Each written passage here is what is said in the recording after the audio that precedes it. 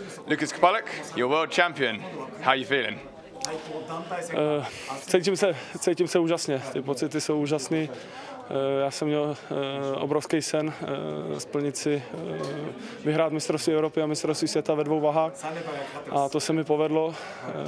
Můj další sen je teď vyhrát mistrovství Evropy na domácí půdě v příštím roce a taktéž udělat všechno pro to, aby to vyšlo i na olympiádě a povedlo se to i na olympiádě.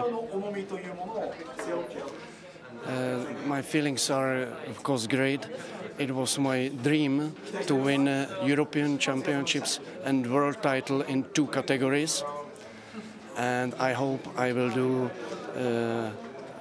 again gold next year. We have European Championships in Prague.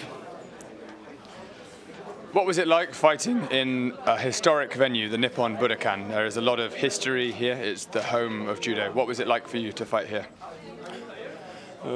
Pro mě, když jsem se dozvěděl, že bude mistrovství světa v Budokanu, tak to byla pro mě obrovská motivace udělat tady medaili, protože udělat medaili v Budokanu, kde byla olympiáda v 64. a kde bude olympiáda za rok, tak to je něco nádherného a mě to tak hrozně motivovalo, že jsem tu medaili chtěl.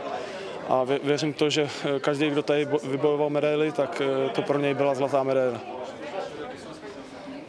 It was a great motivation for me when I found out that World Championships this year will be in Japan, in Budokan, and I think everyone who won any medal here in Budokan, where Olympic Games in '64 was held, so I think it's a gold for everyone. It was a really tough final. They went to Shido's in the end. He came very strong with the right arm. You were very strong with the left. Tell us about the tactics that you employed for this fight and what was the key to your victory? What was the main driving force of it? Tak pro mě samozřejmě každý zápas byl hrozně důležitý, ale když jsem se dostal do finále, tak jsem si chtěl hrozně splnit ten sen a vyhrát to. A myslím si, že ve finále jsem nechal víc než v jakýmkoliv jiném zápase. A za každou cenu jsem chtěl vyhrát zlato. All matches were very difficult, and when I get to the final, I wanted to fulfill my dream to win a gold.